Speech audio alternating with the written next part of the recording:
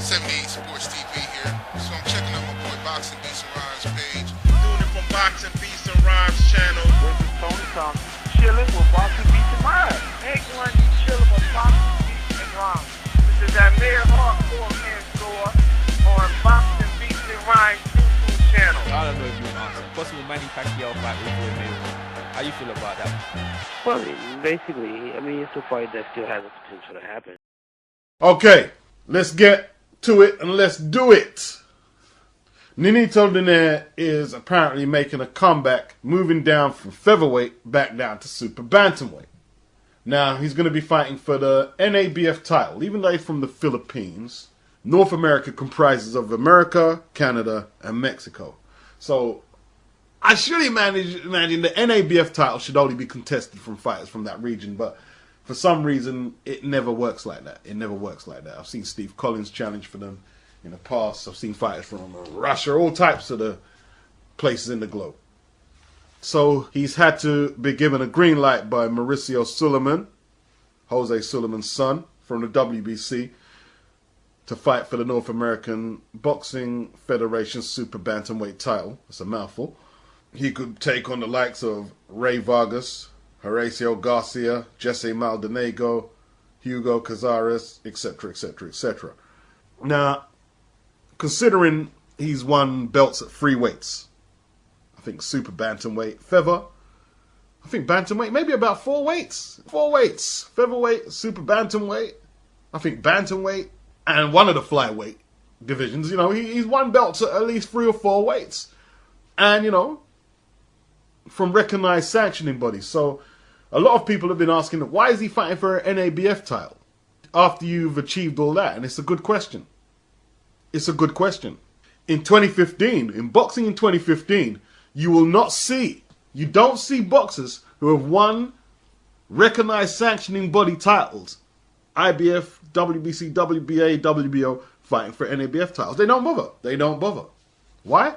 Because they have no value. In 2015, they have no value. But here's the con game. I don't know if it's deliberate or if it's just the course of action boxing has taken. The NABF title was very significant, and the USBA title was very significant to American boxing back in the day. Very significant. Because you didn't have so much alphabet entities. The first NABF title was Sonny Liston versus Leotis Martin. That was in the early 70s. I think maybe about 1969, 1970. I mean, I haven't got the dates here. And Leotis Martin knocked Liston out. This was an old Sonny Liston. He knocked him out. Brutal fight. Liston had Leotis down. He got back up and he knocked Liston out. Liston carried on fighting, but, you know, it signaled the end of the reign of terror. And it also ended Leotis Martin's career. The fight was that brutal and Sonny hit so hard, Martin had to retire with 2 detached retinas. He had to retire. And that was the first NABF title fight. Sonny, Lem Banker told me Sonny took that fight on very short notice. And he was sick. He was filming Love American Style in Arizona. So Sonny started bleeding from his nose. And he wasn't in the greatest shape. And he knocked Leotis Martin down. Leotis Martin started out as a middleweight, but he was a tough fighter. He was 190-some pounds. He was a good fighter. Was he championship material? Well, in the early 50s he would have been probably, but not at this time. And Sonny was having such a tough time breathing through his nose that he spit out his mouthpiece prior to, I believe, the 9th round, which was the last round. And Leotis Martin, he caught him. He stood him up. What was it? Was it a right hand that stopped Sonny in his tracks and basically rendered him unconscious? And then a left hook and a right hand put Sonny down. And you knew Sonny wasn't getting up. He was unconscious before he hit the canvas. He was also probably 50 years old. So that was the only true knockdown that Sonny Liston, or knockout, that Sonny Liston ever that Sonny ever suffered. And it was, I remember watching the fight. I was at a friend of mine's because I was touting Sonny even way back then. And I remember the TV coverage. It's the only time that Howard Cosell shut his damn mouth. Wow. Because he knew what he had just seen. And Sonny knew it was over at that point. You don't come back from that. And George Foreman talks about that the gathering, which was supposed to be a celebration at Sonny's house, it was like a wake after that fight. And Davy Pearl said Sonny was the best loser he ever saw. He didn't make excuses. Like Evander Holyfield evidently never lost a fight. That when you hear him talk, he should have won every fight he was in. So, Sonny, he accepted it. He had to accept it. He was knocked unconscious. He was winning the fight, but he was ponderous. It's hard to get in shape when you're 50 years old. You should not be fighting. And on that line, I will tell you that, George Foreman, when he beat Michael Moore, George was ponderous at that point. Yeah. I would bet you all the money in the world, all the money that I had. I can't bet all other people's money. I would bet you everything that I have that the George Foreman who knocked out Michael Moore in 1994 would never get into the ring with the George Foreman who knocked out Joe Frazier in 1973. Those are two different fighters. I'm happy for George because now he's, close to a billionaire based on his comeback. But you lose something. Your prime. Ash Resnick used to tell me, he says, your prime is like 23 to 26, maybe 27, 28, 29, 30, 31, 32. Your boxers are way past their prime. And the fact that Sonny was much older, that shows you what a formidable fighter he was. Because if, in fact, he won the title in his early 40s, this is unprecedented. Unprecedented. Yeah. The Leotis Martin fight was brutal because it finished Leotis Martin's career. He had a detached retina, apparently. I think he had 2 detached retinas. Yeah, which is very, very unfortunate. From Sonny hitting him. Yep. Yeah. Oh, he took a lot of punishment. I mean, Sonny still hit, and detached retinas are not all that uncommon. So, but you got to quit because otherwise you'll go blind. So, yeah, he was in line to make a lot of money. Sonny is not the only fighter that has ever screwed over who suffered bad luck. Leotis Martin suffered bad luck, and I doubt that the rest of his life was any better than Sonny's was, or Cleveland Williams was, or any other of these poor, unfortunate fighters. Back in the 70s, from when Liston won the belt. I mean, after that, you had guys like Ali fighting Ken Norton for the NABF title twice. Twice. Right? He fought Joe Frazier in the second fight for the NABF title. Yes. George Foreman fought for it. All types of great matches with just the NABF. I'll tell you what, the NABF title fights in the 70s were better than the heavyweight titles for all these recognized sanctioning bodies today. They were way better. They were way better. Way better. Ron Lyle versus George Foreman, the multiple knockdown thriller, NABF title. NABF title. That would be a full-fledged world heavyweight title fight today. Full-fledged. That would be. It's an NABF title back then. They can't sell fights without belts today. They refuse to sell a fight without a belt today. They refuse. That's because of the short attention span generation we have. I like to see shiny things. Yeah, I'll watch it. There's bling there. He must be good. The belt's got bling in it. It must be good. Not necessarily, my friend. Jimmy Ellis won a unification tournament. Him, Buster Mathis, Ali, George Foreman, Frazier, Norton, Jerry Quarry, I think Chuvalo. Basically, the whole top 10 at some stage in the golden era of heavyweight boxing in the 70s fought for the NABF title. All of them. All of them fought for the NABF title at some stage. And I think that helped to keep the rich bloodline of American heavyweights strong. Just thinking about it now. Who's fighting for the NABF title today? Who's got it now? Is it Andy Ruiz? Eric Molina had it? In all truth, the logical match in the last 2 years should have been Wilder versus Jennings for an NABF or USBA belt. Clean up America, But they both went their separate ways. I think Jennings fought for a USBA title, had 1 fight and 1 win, But now he's going to fight Klitschko. And Wilder has won the WBC belt. And I think Wilder is the best American heavyweight anyway. But just to confirm it officially is always good. Conquer your backyard, then move on and conquer the world. It's rites of passage. I think that is one aspect of boxing that has to or should be respected, in my opinion. So, You know, when we talk about modern day fighters who've got belts in all these weight classes, we're not trying to rob their achievement, but it has to be put in some perspective. Has to be put in some perspective, you know?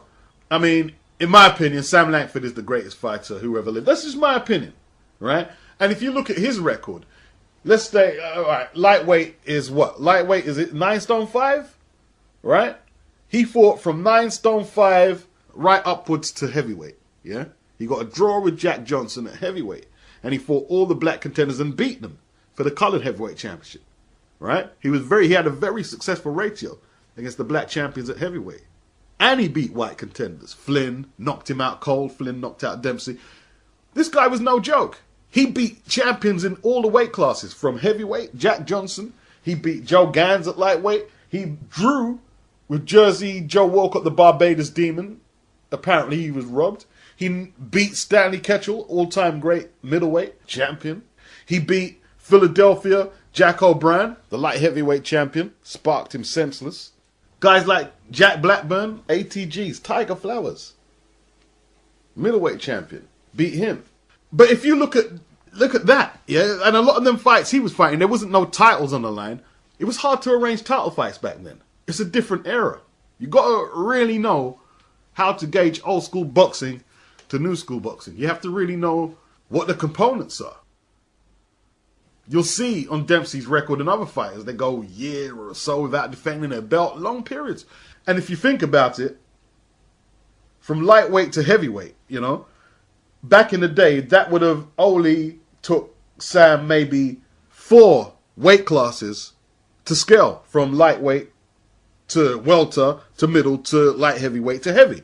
Only 4 or 5. But Sam was that good in my opinion. He would have beat all the in-between champions too if they were there. Like a light welter, a light middle, a super middleweight, a cruiserweight. So to me, you talk about 9, 8 weight champion. Well, he scaled at least 9 divisions. Easy. Easy. And had more knockouts alone than your favorite fighter had wins. And he was ducked. He was ducked heavily.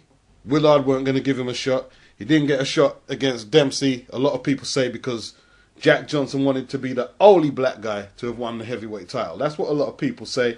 At the same time, there used to always be threats of violence at Jack Johnson fights. They didn't want a black man holding the title anyway. 2 black guys in America fighting for the heavyweight title. I don't see how someone wouldn't have got murked. Because after Johnson beat Jeffries, they were going to kill people and shit. They did. No. What am I talking about? No, they did kill people. Sam Langford never got his shot. Dempsey never gave him a shot. Sad. I'm always going to say, I struggle to rank Dempsey, Tunney, Jeffries, and all them guys as high as a lot of historians and people do. I just can't rate them that high because didn't fight black fighters, and there were some good black fighters. Very good. Very good. More than capable of taking that title. You know, one time a black guy did get a shot. That was Johnson. He absolutely thrashed Tommy Burns. The one time. Are you telling me that none of them guys who fought for the colored heavyweight title wouldn't have won it and been a good champion, made loads of defenses? There was more than a few of them capable of doing it. More than a few. Jeanette, Langford, Wills, McVeigh. Now I'm not going to be that biased and say that Jack Johnson, it's possible that Jack Johnson didn't have some selfish traits, and maybe he wanted to be the only black heavyweight champion. Maybe he was glory hunting. I'm not going to write that off. But one thing I'm not going to have is some of these historians and boxing fans blaming Jack Johnson for the fact that no black fighters got a shot at the title when there was a lineage from Tunney, Dempsey, Willard, Jeffries, Fitzsimmons, Corbett, who refused to do... Come on, man. Don't even try that. Don't even try that. Sam did nearly get a shot, though, against Jack Johnson in Paris, but it fell through very close to the time of fighting. And Johnson did go on to fight battling Jim Johnson, who was not one of the better black heavyweights. He wasn't. You can go look at his record. Sam Langford used to beat him up for fun. Harry Wills used to beat him up for fun. He wasn't that good battling Jim Johnson. But however, they fought in Paris. Johnson fled from America on a charge of white slavery and all that bullshit for trafficking white women who were more than willing to be with him.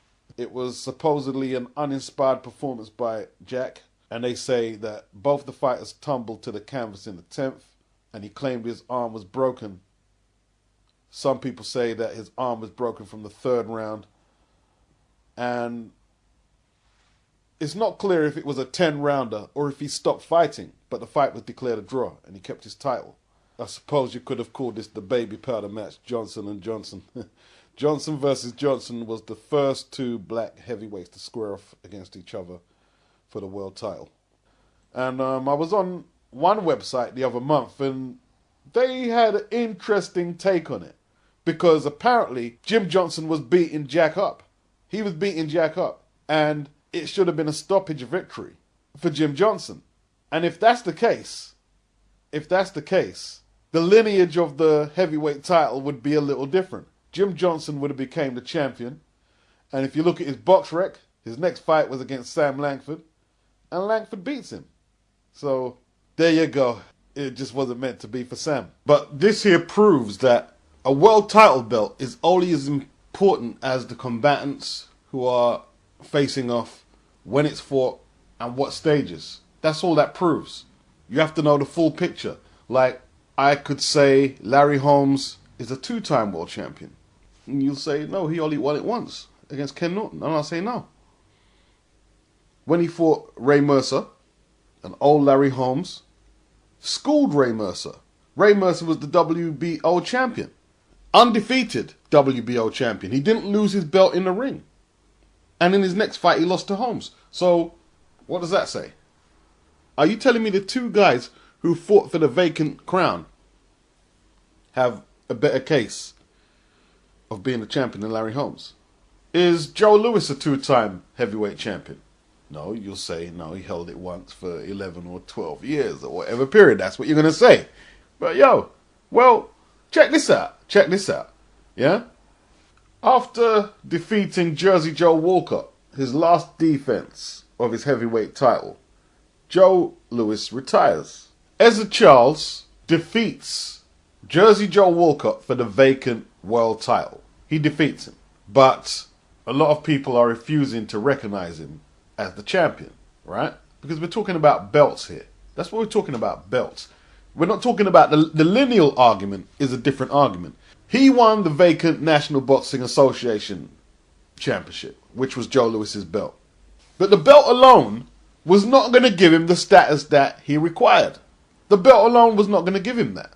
The EBU and the British Boxing Board of Control, even though they're only blaming the British Boxing of Control in BoxRec, they conspired. And mind you, the Brits really wanted a world champion to make their own heavyweight title. So they pit Bruce Woodcock, a British heavyweight, big KO percentage, to fight Lee Savold, who used to campaign in America, but had Norwegian ancestry, allowing him to fight for European titles. So instead of this just being a European title fight, the EBU and the British Boxing Board of Control decided this fight is going to be for their version of the heavyweight championship. Sound like something they do today, innit? Right. So Lee Savold TKOs Bruce Woodcock in White City Stadium, London. And he becomes the EBU, or the British Boxing Board of Control's world champion. But in his next fight, Lee Savold, he takes on Joe Louis. Joe Louis KOs him in 6. He KOs him in 6. And the British Boxing Board of Control withdrew his recognition as champion. And before that, Joe Louis came out of retirement. The fight before he fought Savold, he came out of retirement to try and regain his title from Ezra Charles and lost a unanimous 15-round decision. So, what can you say? Charles is the lineal champion. He's beat the man who beat the man. He's the lineal champion and he's the NBA champion. He is the world champion. So after Joe Louis beat Lee Savold, they were still trying to roll with their version of the heavyweight champion. But they realized this looks stupid now. Joe Louis had just beat your guy. And then they withdrew Savol's recognition as heavyweight champion because Savol didn't have the belt on the line against Lewis. This was just a non-title fight. He didn't have the EBU and British Boxing Board of Control version of the title on the line. And everybody knew he was a paper champion. But here's the thing though. Even though Ezra Charles was the official joint, what if Lee Savold beat Joe Louis? What if he beat him? They wouldn't have withdrew his recognition. Yeah? They would have carried on promoting titles under that banner. The more title fights, the more notoriety the belt starts to gather. And they might get some really good fighters who fight for that title. And today, we would be saying that is or was a valid belt. But boxing is the truth. The hierarchy sorted itself out in the ring. Boxing is the truth. Up until the late 80s and 90s, the NABF title had some real value. When you think of Pernell Whitaker, he fought Roger Mayweather for the NABF lightweight title when he was coming up. Yeah? Great fight. They shared knockdowns. And let's remember, Mayweather was already a champion in his own right. They had significant fights for NABF belts. But they didn't try and bill it as a world title. It was just a regional belt. You know? Some of them early NABF titles were 15-round fights. If you go through BoxRec and you do the knowledge, a lot of the NABF fights have way more significance than a lot of world title fights today. Or quote-unquote world title fights. So you've got to look at the illusion. You know? You've got to look at the illusion. You've got to gauge your principles on what's real in boxing on something way more than, yeah, he's got that belt, and this. You've got to gauge it on a stronger foundation than that. There's a lot of illusionary tricks in boxing today. Too many. Too many. You know, back in the day, you knew that NABF was the North American champion. They wasn't trying to bill him as no world champion, putting WBC, IBF in front of Continental and that shit there. You knew where you stood. You knew where you stood with boxing. Like, what I studied is from the 70s, when the NABF title was popping off. All the great heavyweight title fights in America they had for the NABF title, is that by the time you get to the 80s, mid-80s, when the IBF came, and then when the WBO came, watch how the standard started dropping in NABF title fights. Plus they had a cruiserweight division coming in as well. Super middle, yeah. More continental super champions, and now we got interim stuff and all that.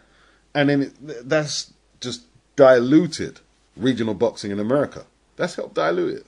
How can it not be important to clean up your backyard first before you fight for world titles? How can it not? How has that got lost in boxing? It just makes no sense at all. Keith Thurman and Amir Khan, they have interim or mandatory spots where they're looking for fights with a franchise player in the game. How does it make any sense that they're not fighting each other? How can you can't say you're better than him and he can't say he's better than you. I don't care if you think this guy's got a harder punch or the better jab or the better... It doesn't matter. You surely have to fight each other for it to make any sense. Two bulls can't reign in the same pen. How can you be both the mandatory for the franchise player in the sport? And one of you shouting, I deserve the shot. This just sounds stupid. It sounds absolutely mad. And in the blue corner, fighting out of North Hollywood, California, weighing 159 3/4 pounds. His professional record is 28 wins, no defeats, with 18 KOs. Introducing the undefeated NABF middleweight champion, Michael Second to None. The first time I saw Michael Nunn was against Curtis Parker, where he knocked him out with the uppercut. NABF title. NABF title. No interim, this and that. Just, I'm the champion of the Americas. Simple. But you see, in saying that, the regional belts, as good as I'm saying they were for boxing, and I'm talking about American boxing in this particular phase of the video, in a way, they've partly caused what we have today. Because the USBA title, which I was looking for the dates of the origins of the first title fights and I couldn't find that. Maybe I'll have to just track it back on BoxRec later on in the video. But the USBA, obviously United States Boxing Association, they are the founding fathers of the IBF. Robert Lee, who lost a vote to be the chairman of the WBC, he got pissed off and set up his own organization. It's an American-led organization, the IBF. The main event of the evening, 15 rounds of boxing for the IBF World Heavyweight Championship. They recognize guys like Larry Holmes, Pryor, Hagler, even though they were established champions from other organizations. Yeah. Now, Holmes, he abandoned all his other belts and just went with the IBF and just stuck with them.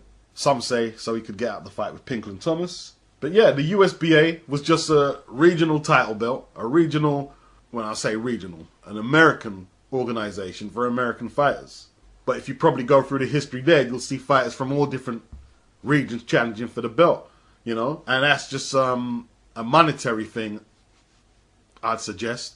Like, with European title belts, I don't see any, or I don't remember, or I can't recall any history or somebody who hasn't had some lineage to Europe fighting for one of them belts. You have to have some lineage to Europe to fight for a European belt. You do. You do. I don't think you have an argument to say the heavyweight competition is stronger now than it was in the 70s and 80s. So it's not me looking at the world with rose-colored glasses. No, no, no. The 70s is known as the golden era of heavyweight boxing.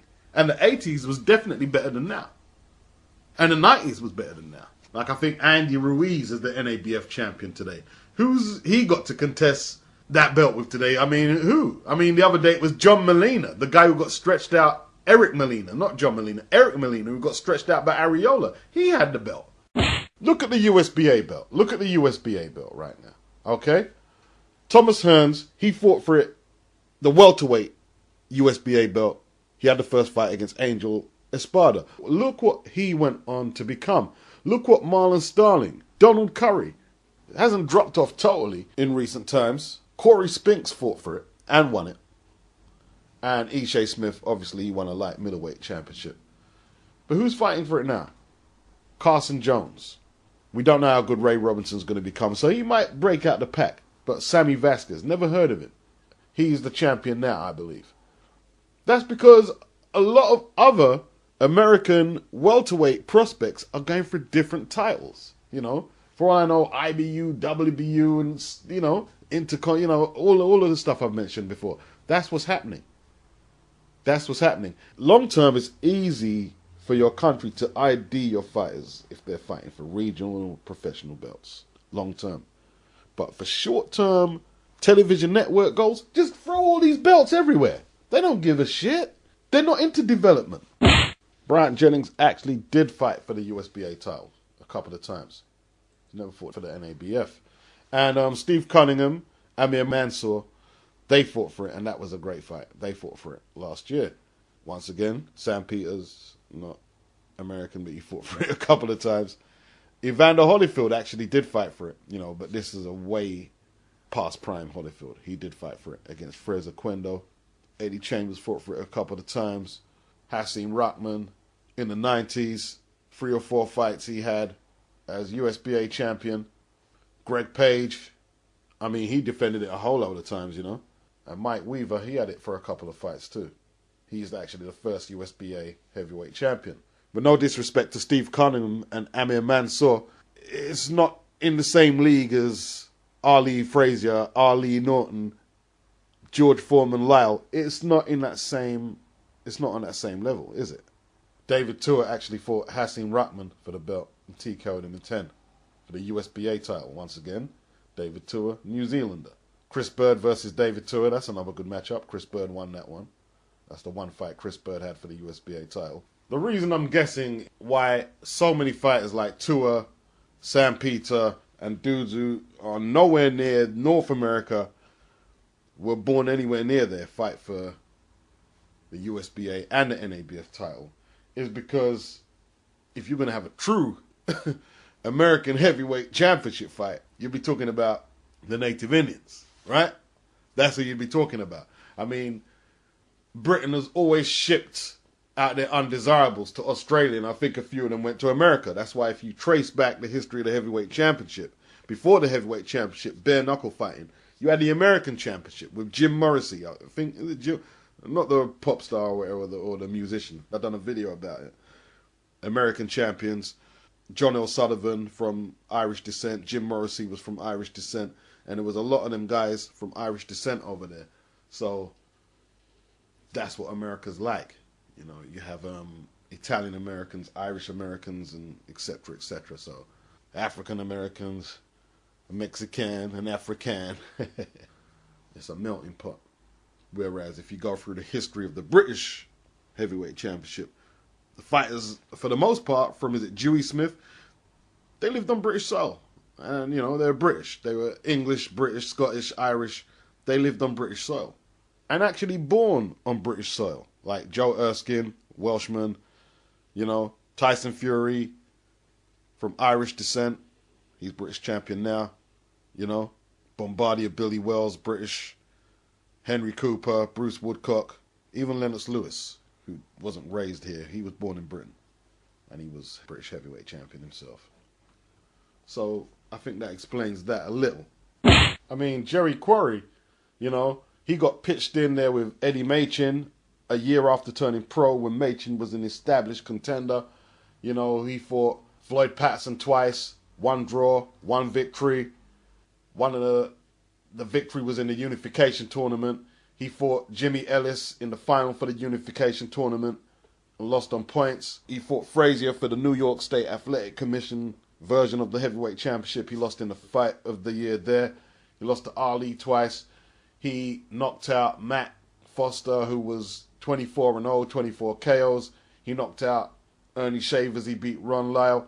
And, you know, if he had the WBO title on some of them wins, how great would we be saying he is as a white heavyweight, you know? He went in hard. He went in really hard.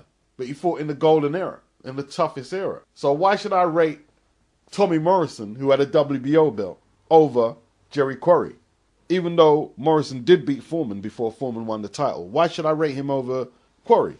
Just because he had a belt. Doesn't make sense. To me, that doesn't make sense if we're talking about great white heavyweights. I mean, Derek Chisora versus Tyson Fury, that was a decent British championship. It was a good fight. It was a good fight, you know. But was it as good as Lennox Lewis versus Gary Mason? 2 unbeaten fighters, both big punchers. That's just as significant as any matches today, in my opinion, you know. In my opinion. Lewis was the only guy to beat Gary Mason, but at a very high KO percentage. But when I think about it, man, Frank Bruno probably started the trend in the UK. Thinking about it now. He never challenged for the British heavyweight title.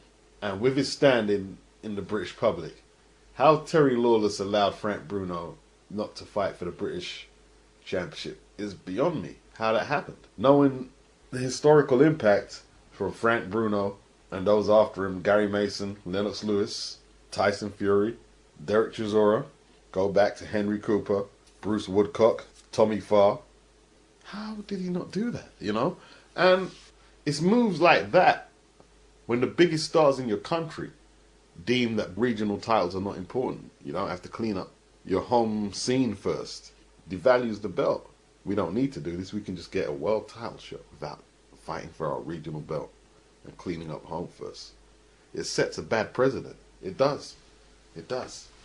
Lloyd Honeyghan won every single professional belt in his ascension to the top. He took every single belt. He fought 2 eliminators for the British title, Southern Area title. British title, Commonwealth, European. He fights a world title eliminator against Horace Shufford. Then beat Don Curry, IBF, WBC, WBA. Honeyghan publicly threw the WBA title belt in the bin, just like Riddick Bowe threw his WBC title belt in the bin. Only Honeyghan, at least from his perspective, had more principled reasons for doing so than Riddick Bowe. He threw the title belt in the bin because in the 80s, apartheid in South Africa was what we would call a trending topic back then. And he was ordered to defend against Harold Volksbrett, a South African welterweight, for the WBA crown. He refused, and he threw the belt in the bin. Mark Breland took on Volksbrett, knocked him out in America, and he took the belt instead. So that's the history of that. So there's a little history lesson for you guys there. But every belt, he won every single belt available. Any belt that was worth anything or he had to take to go into the next level, he fought for it and won it. And to a degree, that's how boxing should be. That should be the new standard. And the onus is not to put the standard on the fighter. Look, the fighter will take the blame in the end. Yes, the fighter will. If you don't become an ATG because of the politics, well, that's because you guys ain't taking a stance against the powers to be, against the corporate juggernaut. But the onus has to be put on TV networks, sanctioning bodies, that this is what we expect of fighters. You should take on every single belt and ascend your way through. We want to see your journey from Southern area to undisputed world champion. Then no one can say this guy was a ducker. You know, that's just clinical career maintenance. There's a few components that add up to success in sporting excellence in different regions of the world. Genetics, technique, mentality, attitude, coaching, nutrition, diet, and competition. From 1969 to 1979, the NABF produced 8 world champions who contested for the NABF belt. Liston, Ali, Ellis, Patterson, Norton, Frazier, Foreman, Dokes. 8. There was only one USBA heavyweight title fight in 1979. It started in 1979. There was only one title fight, and that was Mike Weaver who won that fight. So there was 9 world heavyweight champions who at some stage fought for the NABF or the USBA title who became world champions. 9. Big stat, yeah? Well, check this stat out. In the last 30, and bear this in mind, the 70s didn't have no WBO or IBF belts, right? In the last 30 years, the NABF and USBA, and bear in mind as well, there was only one USBA title fight in the 70s. There's been numerous in the last 30. They've only managed to produce 13 world champions, American boxers who have contested for the NABF or USBA heavyweight titles. 13. But check this out. One of them was James Toney. I've got to take him off the list. Why? Because, you know, he didn't manage to keep his title. He got busted for steroids. So that's 12. And then I'm going to take Ray Mercer off the list and Tony Tucker off the list. Why? Well, because, in all fairness, Mercer won a WBO and Tucker won an IBF title. So I've got to take them off, just to even up the averages, because they didn't have them belts in the 70s. So in 30 years on average, America has managed to produce one more champion than they did in 10 years in the 70s. And I think what I'm concluding from that is maybe the reason there's been a drop-off in America's dominance, not just in the heavyweight division, but it could be a microcosm to a lot of the other divisions. They're not producing the same rate as world champions. The competition isn't there. And then regional belts could be the key to get young kids back into boxing competition. Not regional belts, national belts, I should say. USBA, NABF, national belts. Okay, that's been part 1. We're going to talk about some other changes in shift patterns in different regions, the different movements that different sanctioning bodies from different eras have had on the game, and tie it all up. So I don't know when that's coming, but it will be coming.